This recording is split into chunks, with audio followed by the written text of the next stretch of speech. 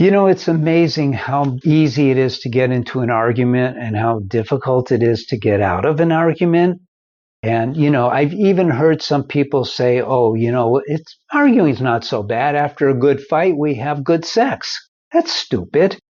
Let's talk about how to get out of arguments, how to get back into loving, stop condemning each other, and make your marriage amazing. I'm Paul Friedman. I founded the Marriage Foundation and been doing this since 2001, believe it or not. Time flies. It's over 25 years of helping people go from horrible to amazing. Now, here's the deal. The deal is that arguing is not something that happens just because. There's really a science to marriage. We're not taught this. I know. You weren't taught it. I wasn't taught it. There's no science. Where do you get the science to marriage? And I created one. I have one. So that means that there's these principles, and then there's these cause and effect equations. And what happens is if you, for instance, confront your spouse for whatever reason, they're going to get defensive and confront you back. Period. That's what's going to happen. Or they're going to run away from you, right? Why? Fight or fly. You see, it's all real. It's all mechanical. There's a mechanical component to everything. And there's definitely mechanical components within marriage. And so here's how you avoid arguments. You make up your mind, instead of arguing, instead of condemning my spouse, instead of reacting, what I'm going to do is anytime they say something that ticks me off, I'm going to stop my mind in its tracks. Yeah, you heard me. Stop your mind in its tracks. You don't have to let your mind run you. You're in charge of your mind. And so the mind wants to react. Why? Because it's cause and effect. The mind is obsessed with self-preservation. It's designed to do that. It's human nature, but it's designed to do that. So what happens is where, they might say something to you, you might even be taking it incorrectly. But what happens is you turn over your whole life to your mind's reaction. And then guess what? Now they're triggered and they're going to come back at you. And now you have what is usually called an argument or a fight. Arguments are never over, well, I see it this way. No, I see it that. Those kind of arguments are for courtrooms. You're not a lawyer. Well, maybe you are a lawyer. We've helped a lot of lawyers. But the point is this. Fighting is what's going on. And along with fighting is this thing called condemning. We don't just go, you're wrong about this.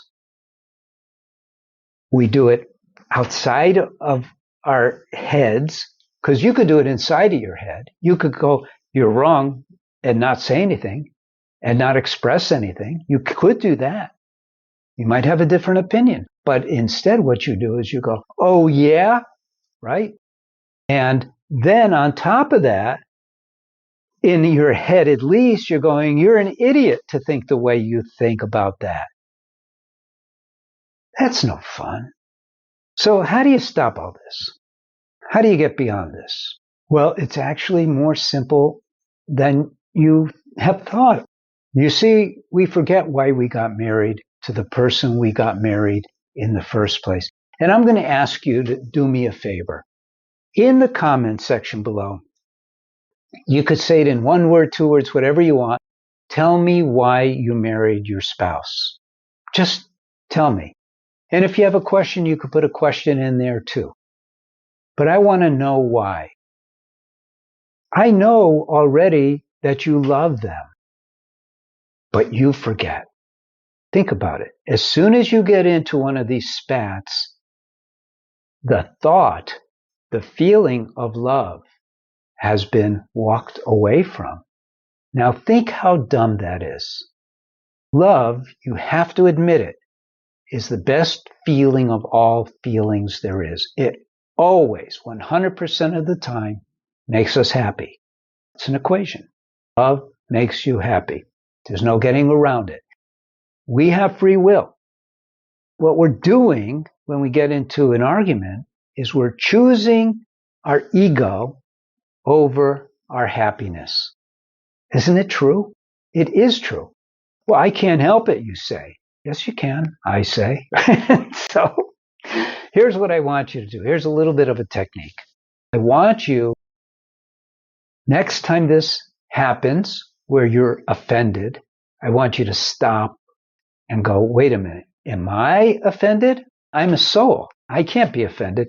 Or is my mind going into self-preservation mode? I know the answer, and you do too. And then I want you to shift and go into, I love them so much mode. I can't even live without them mode. You see where I'm coming from? See where I'm driving to? Let's talk about the next steps now. Okay, so most people who watch these videos end up getting one of my books, which is great. You learn so much.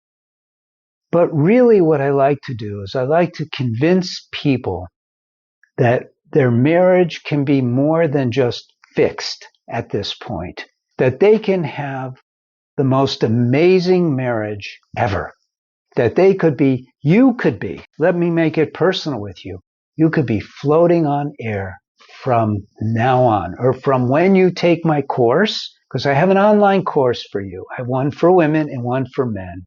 It's super effective. It's super truthful. It's super deep. And it's super easy. It's a 12-week course. And I don't care how bad your marriage is now. When I started helping couples, I worked with the worst of the worst because I wanted to really hone in on the science of marriage. And so you can have expectations when you take this course. It's 12 weeks. After the first 4 weeks, you're going to start feeling calm. You're going to feel more at ease with your spouse. You're going to understand them better. You're going to understand yourself better. After 8 weeks, all the anger is going to be gone. I don't teach anger management. I teach you how to eliminate anger altogether. And you're going to start feeling that connection again. And by the 12th week, and you can have these expectations, they're milestones in this course. By then, you're going to be set up for ever increasing happiness, harmony, and love. And it just gets better and better from then on. So I urge you to look into the online course. So again, I'm Paul Friedman. I founded the Marriage Foundation. I'm so glad you stopped by. God bless you and take care. Thank you.